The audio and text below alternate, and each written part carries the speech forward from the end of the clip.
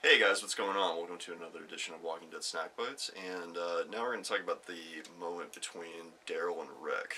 Um, I've been waiting for this for quite a while because, like they had that huge brawl where he almost choked him out and shit, and they just basically haven't really talked about it since then, and so now he finally comes up to Rick after he's lost his son, and they kind of have a moment. I don't know. I mean, I can see where he was going with it. I kind of wish that it was a little bit more direct. I would have liked to actually hear him say "I'm sorry."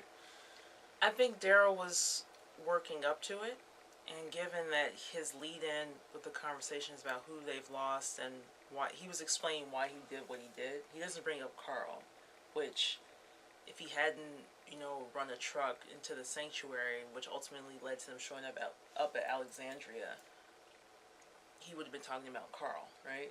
Yeah. Instead, he talks about, how he in a way, hurt Rick. And before he can even get to a proper apology, Rick's like, well, you were right. Why should I give a shit about anyone who's not us? Which isn't Totally out of character for Rick. I mean, and anti Carl's last wishes. yeah, well, everything that he's done ever since Carl's died has been anti-Carl's last wishes. I mean, he gets on the microphone, the walkie-talkie with Negan and tells him, still, I'm going to kill you, totally disregarding the fact that the letter said that Carl wanted peace. And then agreeing with Daryl, which was the whole reason why he got into a fight with Daryl in the first place, was because of the fact that he was disagreeing with Daryl. Even Daryl looks surprised by He's that. like, hmm? And Maggie's got a lookout. I'm gonna go be a lookout too. And Daryl's like, I'm gonna go with you. And Rick's like, no, I'm good. I'll go by myself. We should split up. And Daryl's like, and given that the two closest people to Rick are the two people who speak to him, who don't have to speak to him so much, which is Daryl and Michonne. Like, Daryl understood that what Rick was really saying is, I have to go be alone somewhere. Yeah. And I can't be alone here. Yeah. Which is ultimately what he was saying. I still don't think Rick should have gone out on his own, but that was like code language for I need to go be by myself. Yeah. Which is a language, granted, that Lori did not get.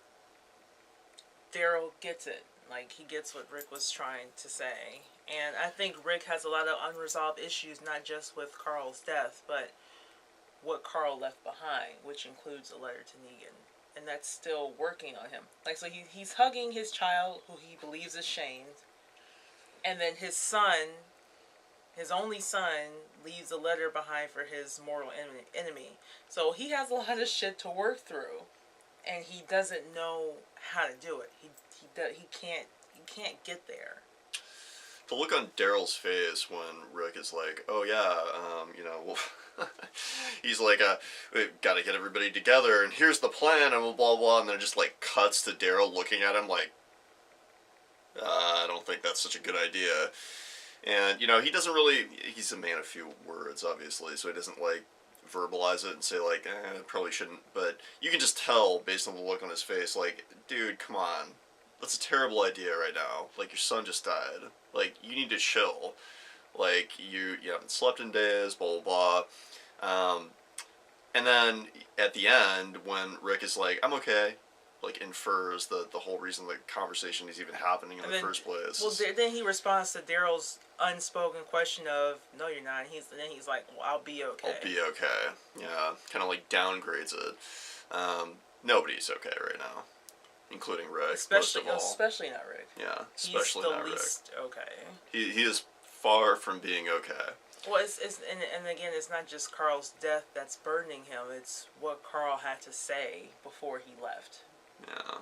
So that's really, he feels a different kind of loss with that, I think. It's a different kind of loss than he's ever had to deal with before. I mean, losing Lori, that's different than losing your biological child. And when he thought he lost, again, when he thought he lost Judith, that's still a different scenario than Carl, who had been with him through so much. Yeah. For so much of his life. And even then, I mean, as he admitted to Michonne later on, he kind of always knew that Judith wasn't actually his kid. So even that's different than losing Carl, who was for sure his kid.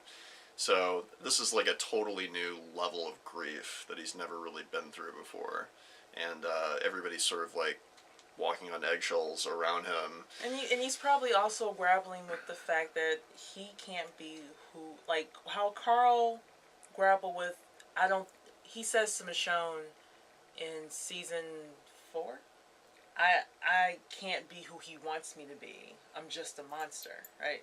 So Rick can't be who Carl now wants him to be. He can't go back to Farmer Rick. He feels like Peacemaker. he can't make truce. He can't be a peacemaker, and and I'm pretty sure in its own way he's feeling like he's laying Carl down at the same time. Like he has a lot of things going on in his head.